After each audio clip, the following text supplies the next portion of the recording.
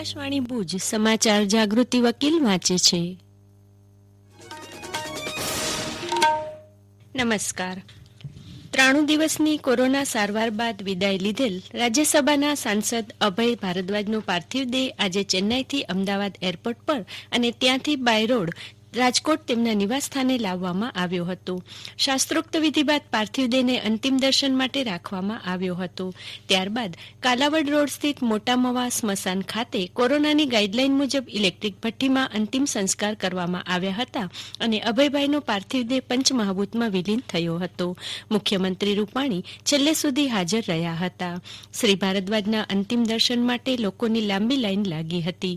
કોવિડની ગાઈડલાઈન પ્રમાણે અંતિમ યાત્રામાં મુખ્યમંત્રી વિજયભાઈ રૂપાણી અને અભયભાઈના પરિવારજનો સહિત 50 લોકો જોડાયા હતા. અભયભાઈના પાર્થિવ દેહના ભાજપના મંત્રીમંડળે અંતિમ દર્શન કર્યા હતા, જેમાં આરસી ફળદુ, જયેશ રાદડિયા, ભૂપેન્દ્રસિંહ ચુડાસમા, ધનસુખ ભંડેરી સહિતના નેતાઓએ અંતિમ દર્શન કરી તેમને શ્રદ્ધાંજલિ પાઠવી હતી. રાજકોટ ભાજપના આગેવાનો અને કાર્યકરો પણ મોટી સંખ્યામાં ઉમટી પડ્યા હતા. અમદાવાદમાં વધતા કોરોનાના સંક્રમણની પરિસ્થિતિને ધ્યાને લઈ ગુજરાત યુનિવર્સિટી દ્વારા તારીખ 8મી ડિસેમ્બરથી શરૂ થનારી પરીક્ષાઓ મોકૂફ રાખવાનો નિર્ણય કરાયો છે. વિદ્યાર્થીઓના હિતમાં લેવાયેલ આ નિર્ણય સાથે ગુજરાત યુનિવર્સિટી સાથે ગુજરાત ટેકનિકલ યુનિવર્સિટી GTU દ્વારા લેવાનારી પરીક્ષાઓ પણ હવે મોકૂફ રાખવાનો નિર્ણય લેવાયો છે, એવું એક યાદીમાં જણાવાયું છે. દૈનિક ભાસ્કર દ્વારા આયોજિત પત્રકાર તૈયાર કરવા માટે યોજાતી જુનિયર એડિટર સિઝન 5માં ભુજની ચાણક્ય એકેડેમીની ધોરણ 9ની વિદ્યાર્થીની કુમારી સ્નેહા રાજેશભાઈ સોલંકીએ રાષ્ટ્રીય કક્ષાએ પ્રથમ નંબર મેળવી ભુજ કચ્છ સાથે ગુજરાતનું ગૌરવ વધાર્યું છે.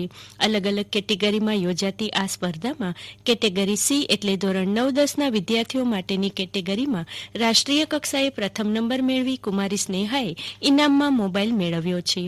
વર્તમાનપત્ર તૈયાર કરવાની અનોખી સૂઝ અને લગનથી કરેલ આ કાર્યને મળેલી ઝળહળતી સફળતા બદલ આકાશવાણી ભુજ સાથેની વિશેષ વાતચીતમાં આનંદ વ્યક્ત કરતા કુમારી સ્નેહાએ આ મુજબ જણાવ્યું હતું. मैं Sneha Rajesh Solanki Chanakya academy class 9 English medium Bhuj Kutch से बात कर रही हूँ.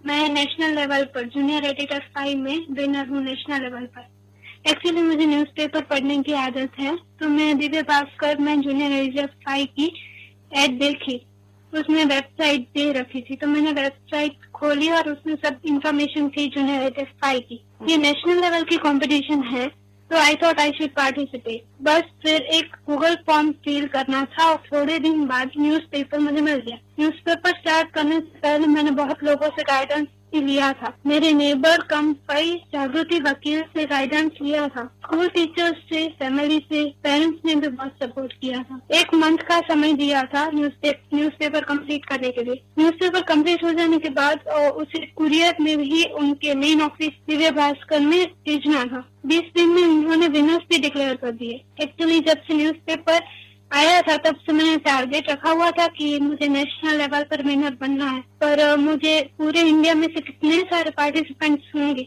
इसलिए थोड़ी नर्वस भी थी मैं. बट एट लास्ट जब विनर डिक्लेयर हुए तब लगा कि yes a dream came true. So thanks to Dainik Bhaskar मुझे ये प्लेटफॉर्म देने के लिए. Thank you so much. કોરોનાનું સંક્રમણ વધતા માંડવી શહેર તથા તાલુકામાં આરોગ્ય તંત્ર દ્વારા ઘરોઘર ફરી આરોગ્ય તપાસણી હાથ ધરવામાં આવી છે.